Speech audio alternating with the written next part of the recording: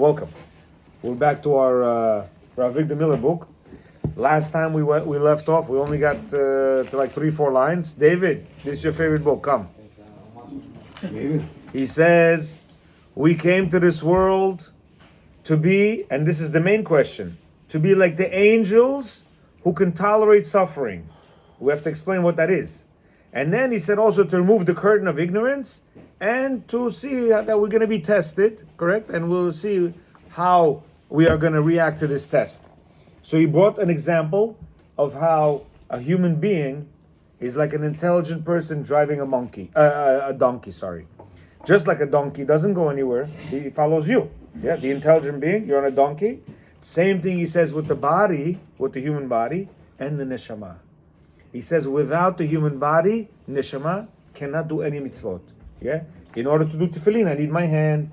Lulav, I need my hand, I need my body, I need my legs, I need my mouth. To eat, I need my stomach, I need my teeth, I need my to read, I need my eyes. So I need this donkey in order for me to do whatever I need to do in this world. So he says, now return to our subject. While they are together, right, the driver must maintain control over the beast. Lifelong effort is required to check the animal instinct of the body. So you have to understand that the body itself is like an animal.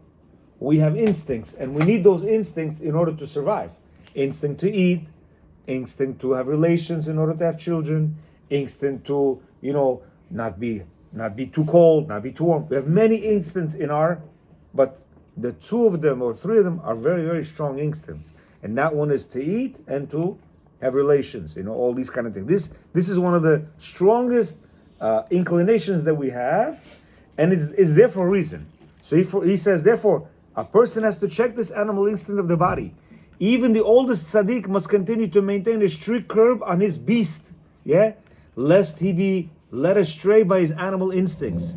This battle for control over one's emotions and instincts indicates the measure of man's excellence, which gains for him the right to become eternal being. By you controlling your instincts, right? Meaning your emotions, your wants. He says this is going to make you into a good person. Thereby, he comes to resemble the malachim. He becomes like an angel who have full control over themselves. The angels who tolerate and suffer. So now he's saying, why are we here? We are here in order to be able to tolerate and to suffer, but to suffer what? To suffer all kinds of tests that are going to be thrown upon us, right? Test of women, test of money, test of food, test of laziness. He says, therefore, when we say that this is the purpose of man's existence, it means to learn to practice self-control as much as possible. This is one of the three purposes of life for which Hashem put us in this world. This is not solely a matter of fulfilling the laws of the Torah, although this is indeed a vital requirement, meaning we didn't come here to just do the mitzvot of Torah. Wash your hands like this, put on tefillin, put on tzitzit. Says no, that's part of being able to control ourselves. Our subject is more inclusive. Even when no explicit commandments are involved, the mere excellence of oneself is a supreme achievement that merits for its owner the right to be considered an eternal being. We are here to make ourselves the best we can be. Each one of us knows that we have certain issues, whether it's anger, whether it's laziness, whether it's hungry for money, whether it's hungry for women. Each one of us knows that we have this. Every person that we meet, every person that we are involved with in this world, every situation that we are put into this world is for us to be able to perfect this person, this self, right? In order to control ourselves and become better. So he says, Kohelet, we read like this. He says, for to him that is joined to all living, there is hope. For to him that is joined to all the living. What is meant by there is hope? If a man is alive, there is hope for him. But when he's dead, there is indeed nothing to hope for. When a man is alive, there's hope. Why? He can do. He says, certainly, even the dead have full reason to hope, not only for the happiness of the soul in the afterlife, but even for the joy of the body at the time of the revival of the dead. We should know that all of us, including the Goyim, know that there's going to be what's called revival of the dead, Tchiyat HaMetim. That's one of the foundations of our Torah. If we do not believe that, we do not believe the Torah. We do not believe in Hashem. Tchiyat HaMetim is one of the biggest things that we have to know. Yes, sir. Is everybody gonna come back? Almost everybody, yes. If you're a little bit good, you're going to come back. He says, however, Kohelet speaks of hope for the self-improvement, for making progress to achieve greater and greater excellence.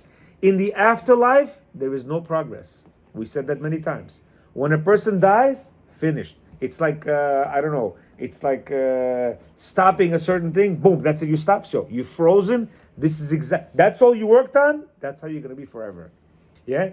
He says, whatever you possess, you take with you. But forever, ever, you remain with that achievement. Today, you do them.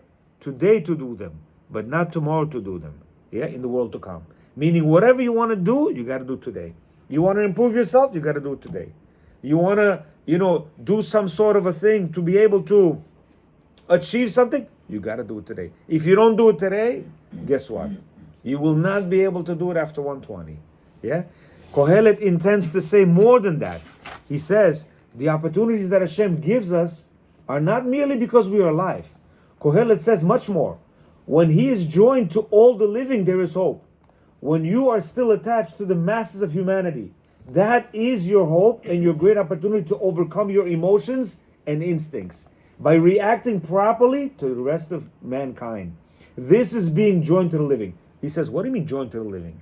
We have over here, 10 guys? Each one of us has his own attitude, has his own, personality, So he goes, Hashem puts us together in such a way that these people with certain attitude and certain, emotions, they're specifically for that. In our family, nobody's the same, yeah? We have one son like this, one daughter like that, the wife like this, the husband like that. He goes, that's all for a reason. He says, in order to live socially, and in order to succeed as a person among others, it is essential that we always maintain self-control. A man must control his mouth, his acts, even his facial expressions and his thoughts. He must be in constant surveillance of himself, for otherwise he cannot survive in society. How many times we have a problem that he looked at me like this, he said to me like this, he did like this to me, yeah? How many times? A lot of times. So he says what? You have to also, when you, as a person, have to watch what you're saying, have to watch your facial expressions. Many people are, they have certain looks that bother other people. Because you got to be careful of that. We shall yet see what happens in societies where there is no self-control. As we have nowadays, there's no self-control. They like a dog, they're with the dog. They like a man, they're with the man. They like a woman, yeah? He says, but now we speak of an ideal society, the Torah community, where everyone lives under self-control according to the ideal plan for which Hashem made a man's social being. It is not good for man to be alone.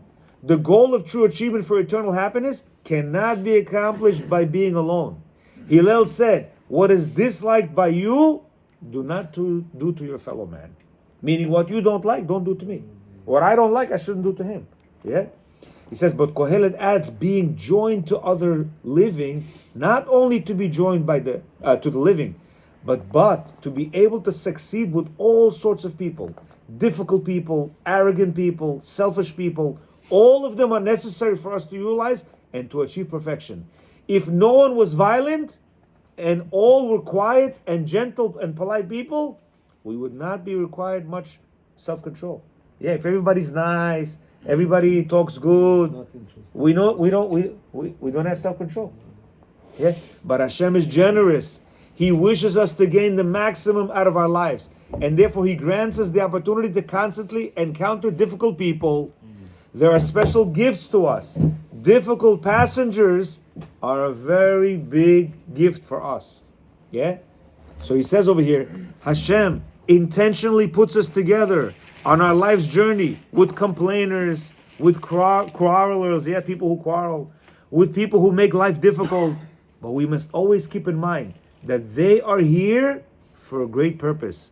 The excellence that we can gain from them being joined to all the living. If you're married to a difficult passenger, meaning a husband or wife, you should feel fortunate to have this opportunity. As life goes on, you become sandpapered and smoothed out, and all the rough parts of your character are being removed. You are becoming a full master of self-control. You hear what he's saying? He's saying if your wife is good, it's no good. If your wife is no good, that's good. If your wife is good, If your wife is good, it's no good. He says if your wife is no good, he says that's good. Meaning, not that she's no good, chas v'shalom, but she's difficult, you know. She's do this, do that, I want like this, I want like that, you know. What? She's trying to teach you self-control. He says a batch, huh? I don't think that's what her intentions are. Yeah, her intentions are never that. Hashem makes her or him a certain way. But through the fact that you married her and she's a certain way, Hashem wants you to work on yourself, on your character. Even if it's every single day. Yeah, it's gonna be every single day of the year until you die, until 120. Yeah, it's like you ask any married man, and he'd be like, Why would you get married at that point? "Oh, you know why? Because that's exactly what Hashem. Why would you pick up 50 pounds today, 60 pounds tomorrow, 100 pounds? What do you just do 5 pounds like you always do? We spoke about it. 5 pounds also will work. Yeah, but you know you're not gonna just do 5 pounds every day. You're gonna slowly pick it up. That's why as you live, slowly, she's gonna pick it up her game. Meaning it's not she's doing, yeah? Hashem through her is doing it. Because ultimately, if Hashem doesn't want to get this, if Hashem doesn't want us to get this, guess what? She's not gonna do that. She's gonna be a nice bubala. But Hashem wants us to be tested. He wants us to be pushed to our and I tell you, I fail a lot. I'm a big failure. No, be'emet. I still till this day, after all reading this and that, I could come out and be out of my box. You understand? And say things that are not proper, maybe raise my voice improperly. Hashem doesn't want that.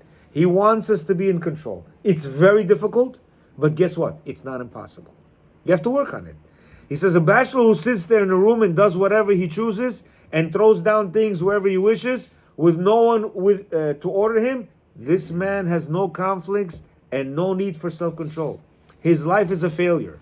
True, when he is at his place of employment, he has the superior, he has his boss, he has to take orders, but how much better when he comes home from work and there's another boss. This man is under control day and night because he is joined to all the living. Meaning Kohelet makes a statement saying that people are joined to the living. Why? We have to be around these people. That's why we have the guy who's parking our car who doesn't have a good attitude. And a customer who comes in and gives us another attitude, yeah? Shammai said, receive every man with a pleasant countenance, with a nice face. And Rabbi Shmuel said, receive every man with pleasure. Everyone, even the sour face, the arrogant, the competitor, everyone, all the living of our opportunities. But the difficult passengers are our special wealth. Meaning, he says, don't look at the guy who's a nice guy, that he's a good guy. He's a good guy. But he says, as far as you're concerned, the guy who's not a good guy, that's a good guy for you. Because you're going to be, yeah? So many daughter-in-laws and mother-in-laws, they have conflict, yeah? It happens. A lot of sister-in-laws, yeah? Conflict, yeah? Brother-in-laws, I don't know, I haven't seen a lot of guys, brother-in-law, usually, yeah, but a lot of them, why does Hashem put these guys people together? Do you know why?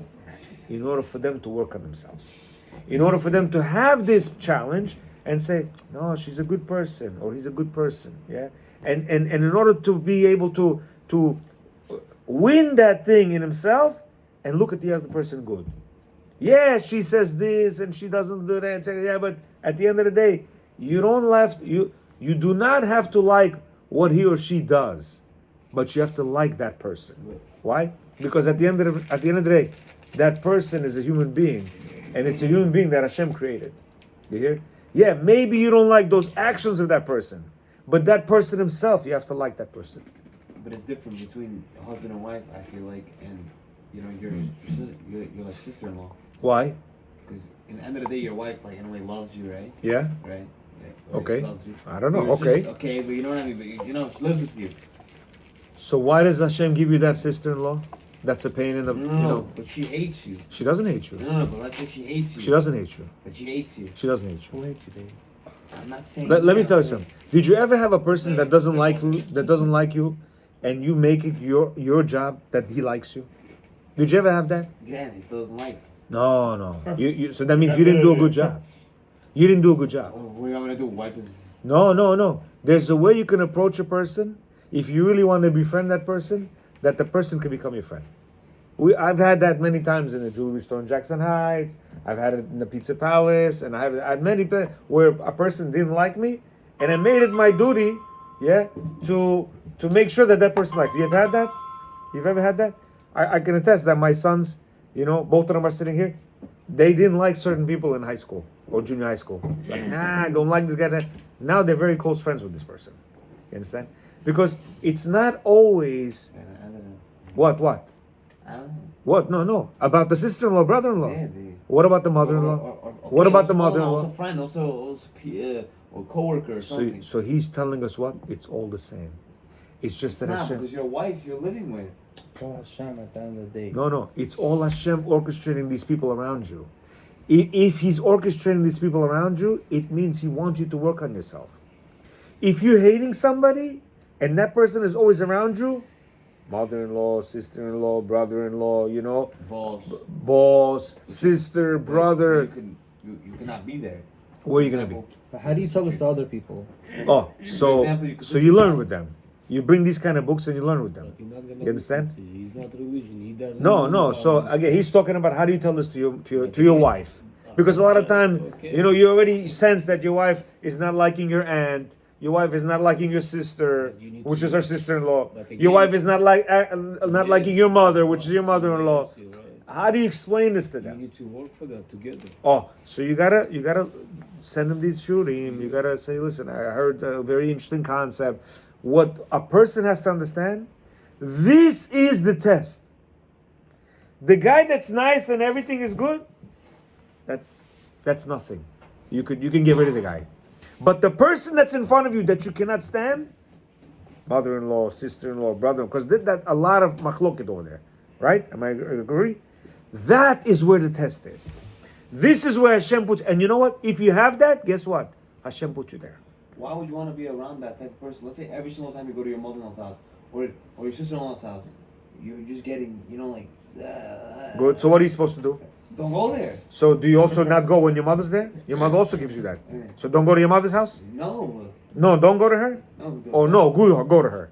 Once in a while. Okay, so what you're gonna notice a pattern. If you're gonna go away from this person because he gets on your nerves, Hashem puts another person. And you go away from this person, Hashem puts So you. what are you supposed to do? You have to deal with this person. How are you supposed to You have deal to with work on yourself. You have to exactly. You have to work on yourself. Say, David, this person who I'm not liking, I'm the problem, not he. So you're like, for example, your sister, let's say, Yeah. could be standing there, Yeah. and she could just be going at you, Yes. and you should be like, Yes. You're supposed to say like David HaMelech said. It's not Shimi ben Gera. Yes, Shimi ben Gera cursing David out. You this, you that, you this, and the snipers of David, they said, listen, just tell us, we got him. Boom, right in his head. He's dead. He says, no. Don't kill him. He says, it's not him. It's Hashem. So when your sister or your mother or your mother-in-law or your brother-in-law or whatever, or your boss or a guy who's in the car and says, F you, guess what? It was Hashem.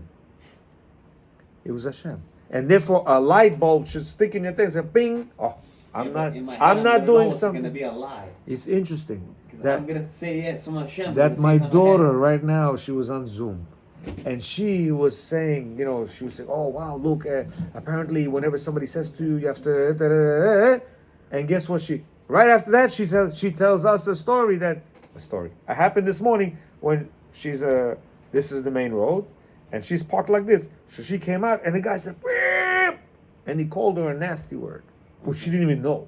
She had to look it up, right? but she said, she never, and she mentioned, she goes, I don't know, he came all of a sudden. I looked at it. She didn't realize that. What did she say 5 minutes before that? Everything that happens, it happens because Hashem sends to you. So I stopped after the show. I said, did you ask yourself why that happened? She didn't even ask herself. You know why? She just said 5 minutes ago that everything that you said is Hashem saying it to you. But when it comes to us, for some reason, we start doing this. Nah, it's him. Nah, it's my mother-in-law. Nah, it's this. Nah. No. It's Hashem. He's the one who's orchestrating this thing in order for you to get it. That's why if you know, and it's a person that's close to you, you got to work with it. If it's your mother-in-law, your sister, your brother-in-law, you're going to be around them. You're going to be bombarded with What this. if there's a way not to, like, let's say it's a friend. Yeah. You stop seeing this friend. Okay, fine. But what if it's not a friend? What if it's a brother-in-law? What if it's a sister? What if it's a sister? What if it's your mother? What if it's your wife? What if it's you? Or your husband? You hear? No, seriously. What about you? I don't know. 99% of the time, it's us. If you really undermine, just look at the tadigi of it, like the crust of it, you're gonna see it's you. You know, it's really you. Sometimes we think, but I'm such a tzaddik, I don't understand. I get up in the morning and I pray and this and that and that. It's your service of Hashem. It's your thoughts that you might have. It's the subconscious level status that you have that Hashem doesn't like, and He says, "I'm gonna give it to you," and He gives it to us through our most close people. And you're like, I don't understand. Why is she doing this to me? Why is he doing this to me? Why is he saying this to me?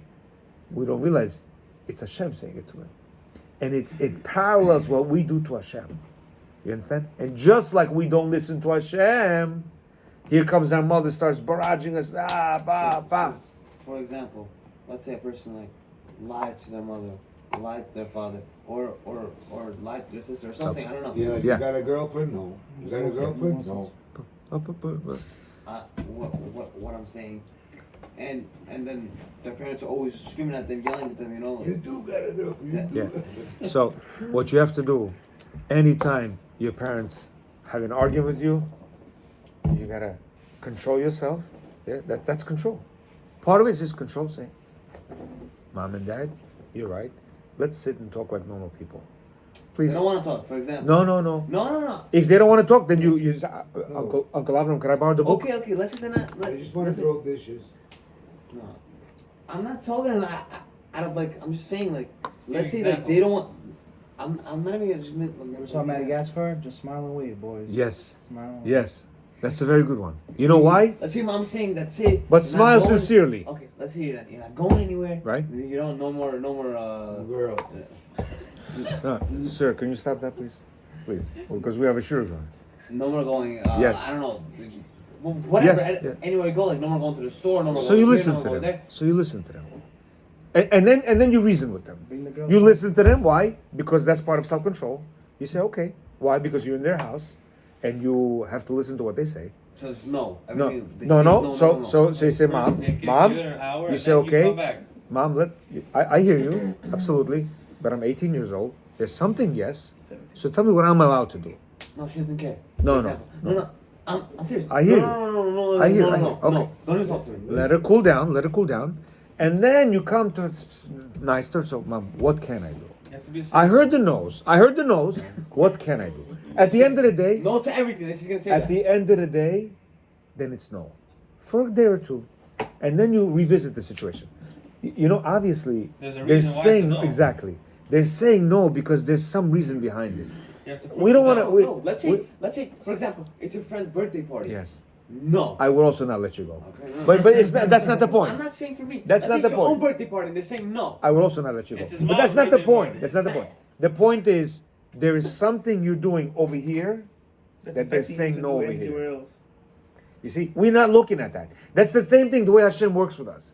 It's something that we're lacking in Hashem's service over here that our wife gets us.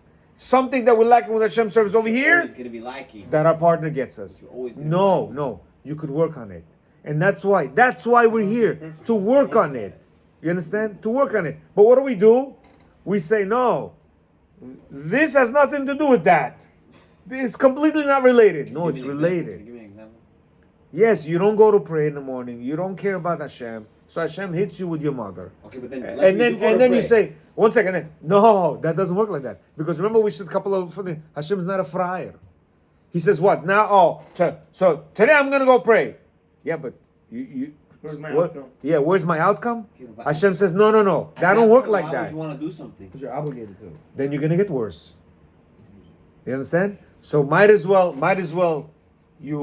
He says, when you can't beat him, join him. Join him where? Join him in spirituality. Join him in doing good. Bad is easy. Let me tell you something. Everybody that does bad, it's very easy. There's no self-control. Controlling yourself is hard. When you control yourself, that's hard. Going out with a girl, that's easy. That's not going out with a girl, that's hard. Why? Because the power and the emotions and the drive, that's what we're saying. You got to control yourself. It's illegal, I'm not going to do it. Yeah? Going to do illegal actions right now to make money, it's easy right now. So many opportunities. People are waiting. They're like, yo, anybody? Not doing it is hard. Why? Because he sees this guy BMW, that guy big house, this guy, and I'm still with my apartment and my Yugo. They don't have Yugos anymore. Maybe I should say Elantra. Yugo used to be the Hyundai, my car. Yeah. So people want to do illegal. To sell drugs is easy. Not to sell drugs is hard. You understand? To do drugs is easy. Not to do drugs is hard. When everybody around you is smoking weed, yeah, and you say no, and you look like a herb in their eyes, but guess what? They're the herbs for doing it. You hear? So therefore, the self-controlling guy, the guy that says no, in face of 15 other guys that are smoking, he's the real man. Not the men, not the quote-unquote men that are smoking. No. You understand? So therefore, our mission in this world is to have self-control and to go the right path. If we're being bombarded with people, and this is a very important concept. I'm not saying people, Joe Schmo, mother-in-law, sister-in-law, brother-in-law, mother, father, if you being bombarded there, it's Hashem talking to you, saying, my friend, you need to work on yourself. Not the mother-in-law needs to work on yourself. You need to work on yourself. Not your father needs to work on himself. You need to work on himself. Yes, the father does need to work on himself. Yes, the mother-in-law does need to work on herself. Yes, but how are you going to explain to an 80-year-old mother-in-law or a 70-year-old mother-in-law to be normal? That's her. That's the way she grew up. You hear? She's going to get punished for her thing. Not going to say not. Father's going to get punished for his thing. Not going to say not. Mother, whatever. Everybody's going to get punished for their actions that they're not supposed to do. Let's say they do illegal actions, right? They said things that are not appropriate. They cursed you. They're not supposed to do that. They're going to get punished for that. But for you to go against them, that's not proper. For you to go against an 80-year-old mother-in-law, that's not proper. That's not proper. Major punishment for that. Why?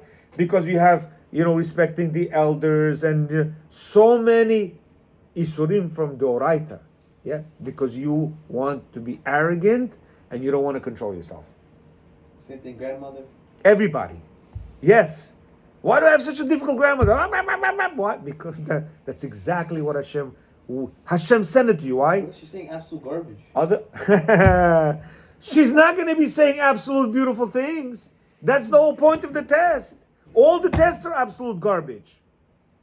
All the tests are absolute garbage. But that garbage is actually a jewel for you. He said it. I'm saying difficult people are actually good for you. That's exactly what he says. It's an opportunity for you to grow. For you to grow, not for her to grow. You're supposed to stay quiet. Yes, that's the whole point. David HaMelech, he's got a whole army. You tell us when to shoot. Yeah, we saw this Trump thing right now, right? Trach! No, they ask him, what should we do? He says, no. Stand down. I gotta be quiet. Hashem is cursing me, not him. He took care of him later. Shlomo HaMelech killed him. Because you're not allowed to curse the king. It's against the law. But at that moment, he says, I'll be the man. I'll be quiet because it's Hashem cursing me. And you know what? You will get much more respect if you stand down and say, yes, Babuля. Yes, Mama. Can I turn around, mumble, and say something? No. Yes, Mama. You just ruined everything. Yes, Papa. Yes, whatever. They're going to be like, wow, I got to respect this guy. And then I want to go to the party. Absolutely. I want to go over here. Yes, sir. I want to do this. Absolutely. Why? They see a person who has self-control, who's able to stand ground, who's able to take everything they're gonna throw at him. Why? Because they're your parents. It's an obligation. You're obligated to listen to your father and mother, even if they're talking mumbo jumbo. Even though they're talking mumbo jumbo. Mumbo jumbo. How was that? How was that thing you said? Wave? Say hi. Oh, smile and wave. Smile and wave. Who's that? From where? Madagascar. Madagascar. Smile and wave. But again, respectful. Respectful. Then they're gonna show you respect. If you, it says in the They don't care about Torah. if you no, No, we don't care what they care about. We care what you care about. And because again, every opponent of ours is not the opponent. It's Hashem. It's we against Hashem. Meaning, it's you against your babula, who's Hashem. It's you against your mom, who's Hashem. It's you Can you say against the your same father. concept to them? Yes, but they're not gonna understand. Your thing Like, is I'm not. giving you a hard time because I'm doing because Hashem wants you to work on yourself. That's why I'm doing it. No, somebody else has to tell them. Yeah, because they're not gonna understand you. You want to talk like that? But You know who? you cannot give them a hard time purposely. Yeah, you can. Yeah. Again, remember we said Like, oh no, Each- it's Hashem, it's not me. Shimi ben Gera got killed. He got Chayam Mita. He got killed. Not there, but before David HaMelech died, he said to Shlomo, you need to kill him. He cannot die a natural death. There were various reasons, not just that. No, that one. There was other reasons. No, He was no. The one who gave him up to the soldiers when he killed the guy in the front line. That also he killed. That was also Then he killed required. Yoav. You know, because he killed his son. He told him, please. He killed many people, David, through Shlomo. He said, do not let him die natural death. So that's what we're saying. We cannot be disrespectful. We cannot be disrespectful because we're going to get punished for that. But once the disrespect is coming our way, we have to try to stand down. Very difficult. Not easy at all. But the real man is going to work, is going to, read 5 minutes of Musar every day. He's going to work on himself and he's going to stand down. Very, very hard. Because like he said, he's going to keep coming and keep coming and keep coming from the most people that you love, from the most people that you're like, why is he saying this? Why is she talking like this? Why is it like this? Why is it like that? I don't understand. Hashem, why my wife got to talk to me like that? Why? I don't understand, Hashem. Let somebody else do it. He says, no, because he knows that it hurts you when your wife talks like that. When Joe Schmo is going to talk to you like that, you're like, When your sister's going to talk to you, like, When you're, But when your wife talks to you, that hurts you, and it's like, why? Okay, but to a certain point you become numb to like, okay, Oh. and then it's never gonna stop. That's where this book comes in. Pray Hashem, please don't give me this kind of test. Let me pass this test. Yeah, you could ask for don't give me that test. Then it's all connected somehow. Of course. That book. That's what I just said. Everything is 55 connected. books. Everything is connected. Yes, and we have to finish all the books that are on there because we're all connected. This is all a spiritual life. We have to make sure. Listen, they're all written by different authors. They're all saying the same thing. It's about self-control and about praying to Hashem. Listen, with prayers we can change. It's not easy. You're going to pray 1 time, 50 times, 100 times. Eventually it's going to change. You understand? Eventually it's going to change, but you gotta stick to it. Yeah, Baruch Hashem. That's what we're here for. We're not here to make $1 million. Let's say 50 days of prayer, right? Yes. Look how you changed. You used to come out after class, go to basketball. Now you're here. Yeah, I'm telling you. You didn't see that. It's only been 4 classes. In 4 classes you change. Can you imagine another 4 classes? You're going to come here with a Strymel and a Beckesher. And then you're going to get yourself a Rolls Royce. Strymel, Beckesher, and Rolls Royce. Do you remember? No, we have to improve ourselves in this world because we are headed to a world of eternity. We are headed a world of eternity. You know what that is? There's no end. And guess what? Over there, you need the spiritual, the self-control that we learned here. See, this whole world is the exercise for the Olympics, which is over there. So if we're not going to do the exercise here, we'll never survive over there. And we don't need money over there. We don't need physicality over there. There's nothing. There's no physicality over there. There's no body over there. You understand? That's why this life, 120 years of self-improvement. That's it, finished. And how are we going to do that? Only through Torah. Only through mitzvot. That's why we need the mitzvot. We need to do a mitzvah in order to learn how to self-control. Why? I want to drink. I'm thirsty. Baruch atah Amonai Elokeinu melech. Imagine 10 seconds. You want to drink. You're thirsty. 10 seconds. You're controlling. Shakol niya bidvaro. You understand? In the morning to get up, how difficult it is. How difficult it is 6:30 in the morning. I know this one guy. He's been promising himself to go to Nets. He hasn't been able to get up. And try, hasn't been able to. Why? Very tough. The Yetzer Hara gets you. That is called working on yourself. You understand? That's called working on yourself. Let's say you set an alarm, you set everything, but you don't wake up. Yeah. Do you still get a mitzvah? Okay, you get a mitzvah because you tried. You tried. You said like 50 alarms. Yeah. So he says over here, he says the ability to look favorably upon others is certainly enhanced by the effort required. Look what he says. The ability to look favorably upon others is certainly enhanced by the effort required. We were just talking about this. He says, according to the distress, so is the reward. You hear what he says? He says, when your grandmother, with her whole attitude, is sitting there, and you want to burst at her, and you say, Ta babula. Okay, Bezat Hashem, babula. No problem. What if she gets upset because you're doing that? Says that is going to be your biggest reward. You know why? Because you want to go inside and you want to be like, yo, babula, what's wrong with you? What? Come on. We're living in 2024. What are you talking about? Relax. Yeah, he said, this is the reason why their minds are not the same and their faces are not the same. The wondrous phenomenon is that the Creator created multitude of mankind. He said he made everybody, and everybody's different. He goes, even twins are not the same. Twins have different personalities. There's two people who look the same, do not possess identical characters. Among the purposes of these phenomenon is the glorious achievement of perfection for those who gain the skills of restraining the brute passion of dislike of fellow men who possess the other mind, who possesses other minds and countenances to be joined. Meaning, he says, you get reward for being able to deal with this person's attitude and that person's attitude. You get reward. Why? And you know what? We're able to. At work, if a guy is buying a watch and you know he's got money in his pocket, he could be the most retarded guy, and what are you going to do?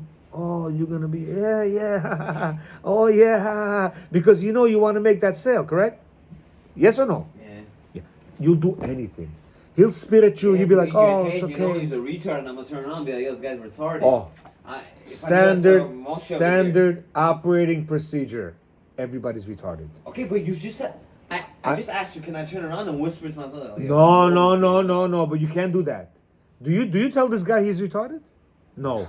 You know when you tell when you tell this guy that, or you don't tell this guy, you when he leaves, okay, have a good day, yeah. He left the yo, that guy's a retard. Yo, my gosh, yo. But yeah.